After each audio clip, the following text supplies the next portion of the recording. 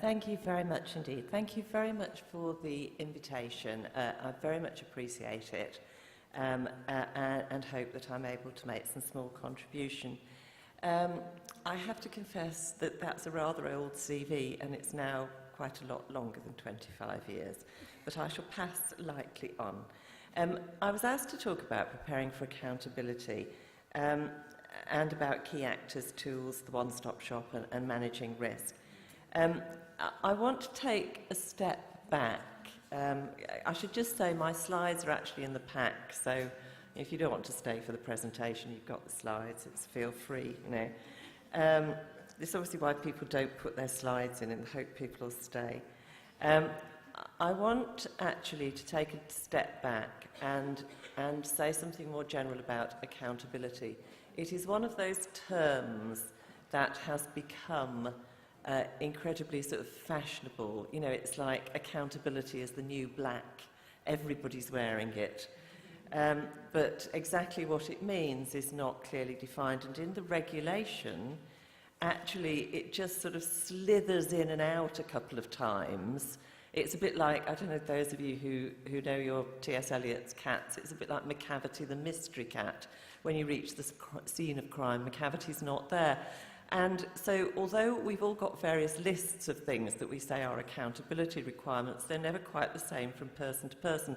All have put a number in accountability. Clearly some things are, but quite what counts as an accountability requirement, I'm not sure. So what I want to do is talk about the key actors in accountability under the regulation, and then just say something about what accountability is in practice. My view is it is a commitment to achieving a common standard of behaviour for which you can show that you have appropriate mechanisms to deliver to those standards, processes to support them, and the people to make them real.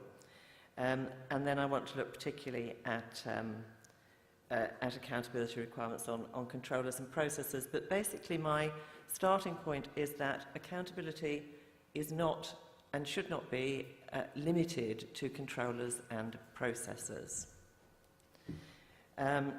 This is what I would put as the basic, the main issues in accountability. Hang on, have I just gone back? What is accountability? So just to say, I've flagged that talking about accountability, as I said, accountability is the new black. It's increasingly adopted by regulators. I'm not knocking it. I'm not saying it's a bad thing. I'm just saying that it's a term that tends to be used without sometimes a huge amount of analysis as to what it actually consists of. So that's where I want to start, is what do we mean when we talk about accountability? That's where I want to kind of get on to. And I would say that we are saying that we have got a common and agreed set of standards and clear goals that those who are involved in this compliance infrastructure adhere to. And I think you can see from our discussions this morning that we are some way to getting there on that element yet. We have still got a long way to go. We've got ambiguities. We're waiting for guidance. We're waiting for member state law. We need clarity on the responsibility of people. So what are the and who actually delivers to these various bits of these standards? We need to be able to see what those people are doing, transparency for the actors, and then demonstrable compliance with those standards to those agreed levels delivered via appropriate processes, people and policies. And then where those fail, where they don't deliver, accountability means you actually are in the end held accountable. There is redress, there are redress and sanctions where people have failed to deliver. But it seems to me that those sanctions and redress apply where accountability has failed. And what we really want to concentrate on is getting to the right position before we need them. I think that what you can see, certainly from my view of this, is that accountability is a shared burden in any environment. When we talk about accountability under the regulation, there has been a tendency to talk about it as though it is only controllers and processors that are going to be accountable, that have any kind of responsibilities. I don't think that that is the case. I think that we have to look at that more broadly. And clearly in different environments, different actors have different levels of responsibility. And I thought that the Microsoft comments this morning about Microsoft in their role of processor was very interesting, because generally we think, oh, controllers are the most accountable. Actually, in those kind of environments, maybe processors have more power and the burden to deliver to the appropriate standards rests more heavily upon those. And I think within the increasingly complex system of processing personal data, there is an increasingly complex network of responsibilities in relation to those who are affected by our processing. So if we look at the regulation, Article 5 refers specifically to it. It simply says, the controller shall be responsible for and able to demonstrate compliance, and then it has the word accountability in brackets, which I think is particularly nice. Article 22 then requires that organisations implement appropriate technical and organisational measures to be able to demonstrate their compliance. But as far as I can see, and I'm happy to be corrected, the word accountability only appears once in brackets in Article 5. So I think we need to kind of give it some more flesh. So who are our actors in this new infrastructure that we are going to move into in the next 2 years? It's not just data controllers or processors. I think data subjects are actors, whether you see them as consumers or whether you see them as citizens with rights, and that might just be a matter of terminology. Supervisory authorities have huge responsibilities and will be accountable. The board will have huge responsibilities and be accountable. The Commission will continue to have significant responsibilities and a significant input.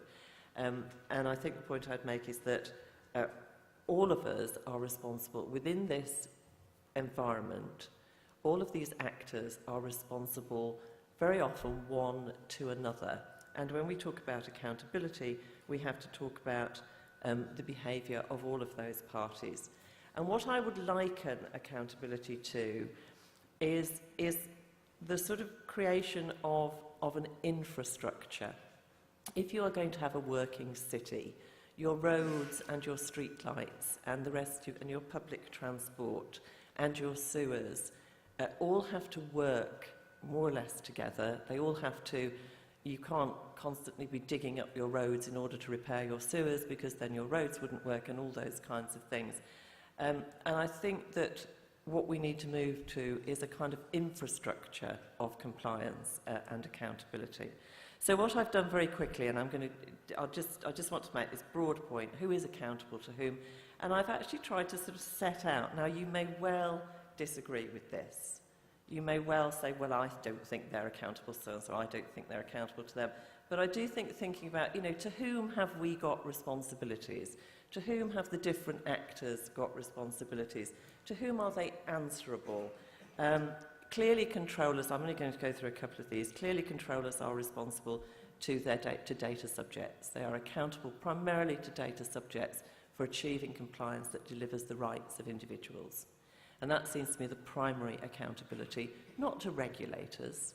I, as a citizen, am not accountable to the police for my everyday actions. I am accountable to my family, to my friends, to my community, to my church, to my work, to those who are affected by my actions. They are accountable to other controllers, those with whom they work, joint controllers, to processors, because their actions can affect all of these people and impact upon them. They are accountable to they have an accountability to their employees, who they must help to train and ensure that they know what they're doing and they are able to safely deal with data, to processors and sub-processors.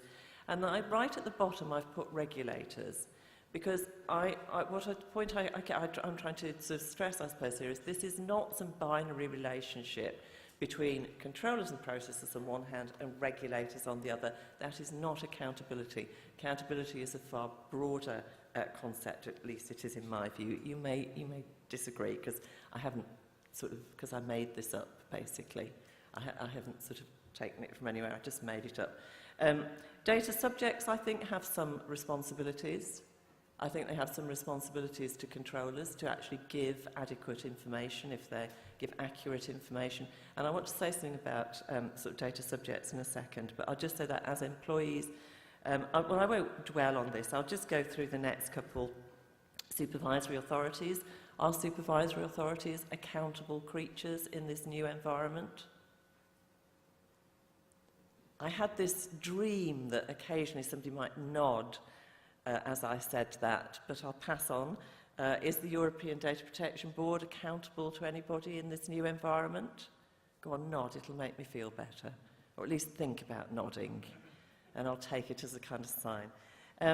I think they are. Clearly, supervisory authorities have got huge responsibilities towards data controllers and processors in the way that they regulate, in the consistency and clarity of their guidance, in the fairness of their actions. The EDPB has an enormous responsibility, and with responsibility, it seems to me they're accountable. They must be able to be held to account to provide clear, consistent leadership and guidance, and that will take time. To supervisory authorities to work with supervisory authorities, and to data controllers and processors, and of course always to data subjects. So what I've tried to kind of list these on, and what I'm trying to say is that accountability, actually, it seems to me, should be the basis of a mutual and supportive way in which we try and make this regulation work going forward. And doing that, I think we have to look at working together to produce an infrastructure that delivers compliance. And then I've gone on to data processors and the Commission, and you can see that I've tried to kind of continue the pattern of thinking through, well, who actually is affected by the actions of these parties? Who has got responsibilities under this regulation? So if I've got responsibilities, surely I'm accountable. To who am I accountable? Who can my responsibilities affect? How must I ensure that I meet with those? And I have included member states in there. Member states will have wide responsibilities, as we've already seen this morning. There are quite a lot of provisions that are left for member states to deal with, to put into operation, and some degree of discretion as to giving further specific provisions around elements of the regulation. And I've put civil society groups, and I actually kind of stopped when I got to this, because I struggled to say that civil society groups have much of a role under the regulation. There is an element of role for consumer representative groups if those are then, if member states designate those groups. But actually, we've got a very active component of our kind of, if I call it our community, and I know people don't think of data protection as a community, but I actually think that increasingly it is, and we ought to kind of think of it in those sort of terms. It is a bit of much of an outlier group, and I'm not sure whether civil society groups would say they should be in some way responsible, and to whom they're responsible and for what, and should they actually kind of regard themselves as outliers whose job is to be activists and to put pressure and to stand outside kind of some other responsibility, or it's a different kind of responsibility. So I kind of left that on one side, and I think I've got a question mark about whether actually sort of pressure groups, activists, campaigners stand outside this kind of area. So if I go then back to the GDPR, there is clear accountability in terms of a legal obligation that is couched in those terms upon controllers and processors. And these are the most specific levels of accountability.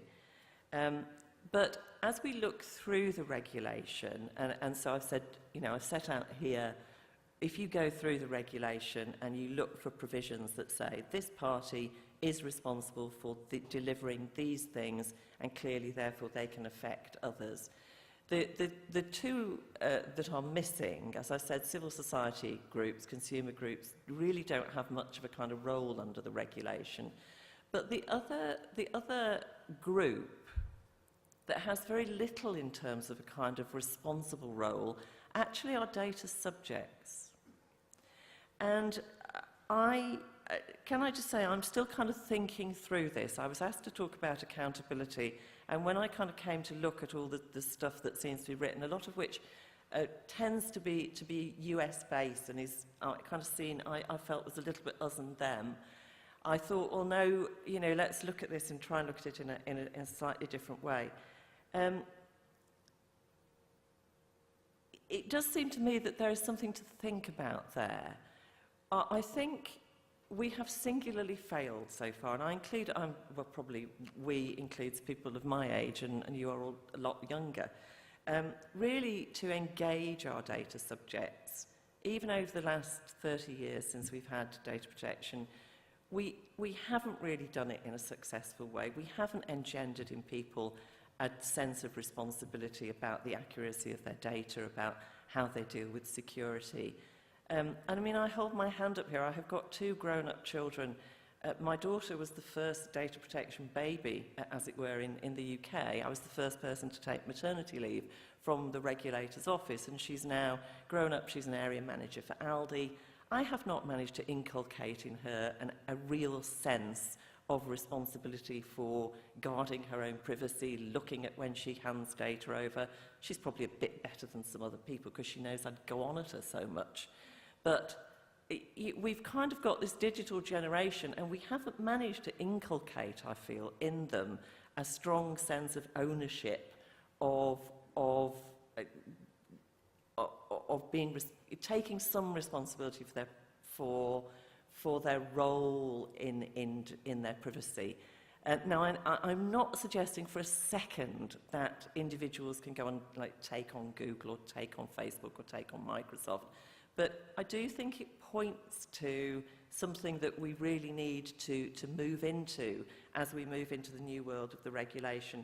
And it seems to me we have a tremendous opportunity, actually, under the regulation, with the movement towards seals, certifications, codes of practice, that we can try, at least, to move to some bigger engagement of data subjects, of citizens. And this is not, you know, I've worked in this area for 30 years or whatever, so the person I'm criticising most is me. So, you know, so don't come back and say, well, that's ridiculous and you shouldn't be saying that. But I do think that sometimes we have to sort of think some of these things, because we need to think through where we're going forward and how we're going to build this new future. So that was my little frolic, basically, on the question of accountability. And now I'll turn to what I was sort of meant to talk about. Accountability obligations of, so you can go back to sleep now. Accountability obligations of controllers. As I said in opening, it's actually very difficult to decide which of the obligations in the regulation should be counted as, what do we mean by accountability obligations? And I think that if I just go back to this first, there's probably a quick way of doing this. But if you go back to this slide where I tried to set out what do we mean by accountability and what do we mean by the obligations, I think really there are a couple of things where we look at provisions under the regulation and we say, yes, we should regard those as accountability. So the ones that deal with transparency and openness in the actions of the actors, it seems to me, are clearly accountability obligations. And the ones that require demonstrable compliance with standards, policies, processes and people are demonstrably accountability obligations. And when we go through this list, what you'll see is that the vast bulk of these are imposed upon controllers, to a lesser extent processors, but not upon other actors. But I've made that point, I'll stop going on about it.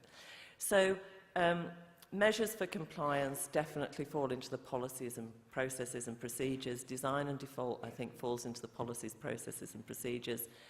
Avert and clear allocation of responsibility, I think, is in the knowing who the actors are, knowing what our obligations are. Responsibility for processor contracts, again, I think is part of the allocation of responsibility. and records is very much in the transparency element and having proper records of those. It seems to me that the referenced codes and seals and certifications, which will be developed under Articles 38 and 39, potentially do give a very strong vehicle for accountability mechanisms that can involve kind of all the actors. So security measures, I think that's an accountability obligation because you've got the reporting obligations, you've got to keep proper records of your security. The breach notification, I think that's an accountability element to your data subjects as well as to supervisory authorities. Impact assessments prior consultation, I think go without saying, and the data protection officer appointment and specification of the role. Actually, an awful lot of the way that the GDPR works can be classified in terms of accountability and what you have to do to deliver it. So on the practicalities, I don't say a huge amount of this because Chris Graham is speaking tomorrow, and he has actually done, the ICO has done a sort of project where they've got a list of this is what you need to put in place, this is where you start, and in effect, preparation for the GDPR is preparation for accountability because that's just the way that it works out. So really it's a question, I think the basic position for any data controller, and more or less the same for a processor, is know what data you have got and where it's going and what you do with it. How those words trip off the tongue. Know what data you've got and what you're doing with it and where it's going, like anybody really completely does. It is actually a very difficult thing to do, and sometimes you can, when you try and find out, sometimes we do audits and of people, and you do this whole audit of this organisation. There are some things I absolutely dread. You go into one bit and you say, well, I understand from so and so and so, so you do this, this and this. Oh, we do? But we've got our own little system here. And your heart sinks. You think, oh, no, there's this lurking, there's this whole sort of mechanism for dealing with debt nobody knows about. And when we do audits, we always go to the IT department last. And we go to the IT department with this big sort of thing saying, this is what they say they do, and this is what they say. And the IT department always look at it and they say, oh, no, we closed that system down 3 years ago. So, the words may trip off the tongue, but actually doing that and knowing what you've got and where it's going is a real challenge. And the other thing I would say, if you're doing the practical stuff internally, try and get your people to look to the future. Now, not like the distant future, but maybe 2 or 3 years down the pike, because that's when the regulation is going to come in. And I could give you an absolute example of this. The UK is at the moment the government is doing a consultation. It's called Better Use of Government Data. It actually means better use of people's data, but, there you go. Anyway, I was responding to this consultation because I'm a nerd, basically. There's a wonderful paragraph in it. This thing is like 30, 40, 50 pages. I can't remember. It was very tedious and very long. And there's one paragraph in it, and it says that Europe has passed this general data protection regulation, which will come into effect probably in 2 years' time. Like, that was it. That was it. We've got this entire consultation about how we're going to have a change in the law, new legislation, we're going to do all these things with data, and I'm reading it thinking, well, do you know what? I think we should say a bit more about this new regulation, just in case there's something in it that's relevant. Now, I mean, that's probably a bit unfair, and I'm sure that somebody sitting in Whitehall is working their way through in a diligent manner. But, you know, within businesses and organisations, people will be making all kinds of plans. They'll have all kinds of gleams in their eye. And I think getting into those people early is going to be really, really important. So when we talk about the data flows, joint ventures and all the rest of it, I think it's also looking at the future. And really, it's you know, it's a job, once you know what you've got and what you've got in terms of policies, it's a question of sitting down and working out the difference between the two and where you've got to go, which is fairly mechanistic, but it's the only way that compliance happens. Compliance doesn't happen by inspiration, it happens just by grafting your way through it. And those new processes, it's going to be interesting as to how risk can be built into them and how there are risk assessments. And I think that what people are going to have to do is do a sort of interim assessments, looking at, you know, is it sensitive data, is it going overseas, the obvious risk flags, and then really look what starts to come out of Article 29 and the supervisory authorities as they work along. So I'm just going to take another sort of couple of minutes just to talk about the same thing about processors, the accountability obligations of processors. I've flagged not to process other than on instructions, to maintain records, to implement appropriate security, and then we've got notification of breaches of security. They might have to appoint DPAs, they have to enter into contracts with controllers, and they have to cooperate with SAs. As I said before, I think actually the position of processors is in many ways more difficult than the position of controllers, because they not only have a dual accountability, they're accountable under their contracts as well as under the legislation. They are put in a position where they are asked to know a significant amount about the data that they are processing, the purposes for the data they are processing. And one of the provisions, and I can't remember where it is, it might be Article 26, 27, actually says something like that they shouldn't respond to an unlawful request. They mustn't do something if it's an unlawful request. Well, unless it is overtly unlawful, like, I want you to use this data to blackmail, you know, so-and-so, it's going to be very difficult to know whether a request to do particular processing, you know, how are they to know? So, for example, it seems to me processing might be unlawful if proper notice has not been given of the purpose and the nature of the processing. How is the processor to know that? The only way that they're going to know it is by putting kind of onus upon the controller to give them more information, to satisfy them more. And the processor-controller relationship will, I think, be one of the most interesting ones going forward, because it seems to me that they're going to have to move into a far more both open and kind of cooperative relationship than has always been the case in the past. It seems to me that it's one of the elements that really will change. And in terms of delivering accountability, if you're a processor, really your mechanism is the same. Do you know who you do work for? Do you know what actually happens? Do you know what sub-processors you've got? Do you know what they do for you? Do you know where they are? And do you actually have policies in terms of, do you have policies on retention that you then give to your clients, or do your clients give you policies, or are you in that delightful situation where 27 clients want to give you 27 different policies, and you want to actually amalgamate the processing because it's a lot cheaper? So I think that it's going to be difficult for processors, and delivering those, they will need to do it together with others.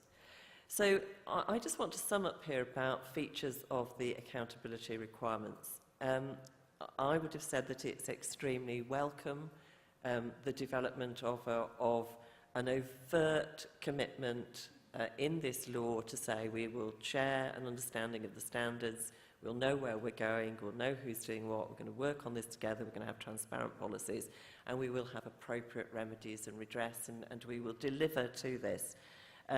But I think that delivering that is going to require the building of a kind of infrastructure, and that all of the actors are going to have to be involved in them in a cooperative way.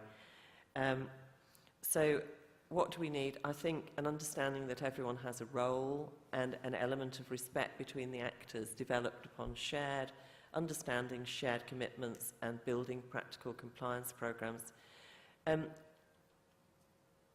started off by saying that I've worked in data protection for a very long time. The last 4 years have sometimes been characterised by, because the process we've been through to get to this point with the regulation has been hard and difficult. It has been a long and rocky road. And there has been, you know, I have been to events or, you know, things where basically people are standing there saying, our data protection's better than your data protection. So we want our data protection because our data protection is better than you've got rubbish data protection. Oh no, we've not. Our data protection's far better. It's business friendly. It's this, that, it's... And I'm sorry about that, but that, you know, there has been this kind of, because of the, you know, these have been contentious issues. And I think kind of we've got there now, and we need to, I think accountability really is kind of our vehicle to move ourselves into another kind of arena. And I thought that Bruno's presentation this morning, actually talking about work going forward and trying to kind of build bridges in the future, was very, very helpful, actually. So I am going to finish just a little bit early because I know David is going to talk about privacy impact assessments, and then we've got a discussion session.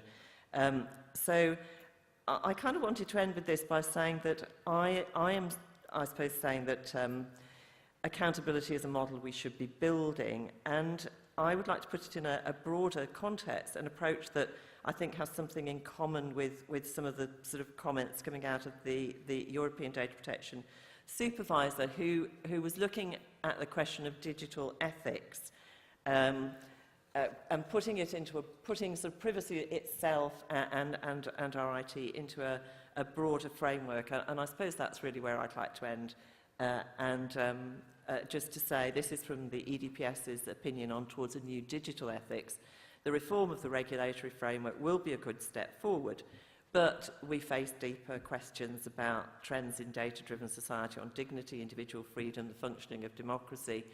I think one of the contributions that we kind of as a community can make is to try to build a robust data protection infrastructure that delivers compliance and that does it for data subjects and that works.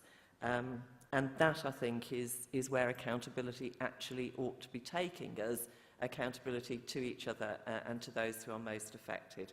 So I would like to end there, and I just feel that I ought to say that despite having worked in data protection for nigh on 30 years now, at least you can see I am still an optimist. Thank you very much. Thank you. Thank you very much.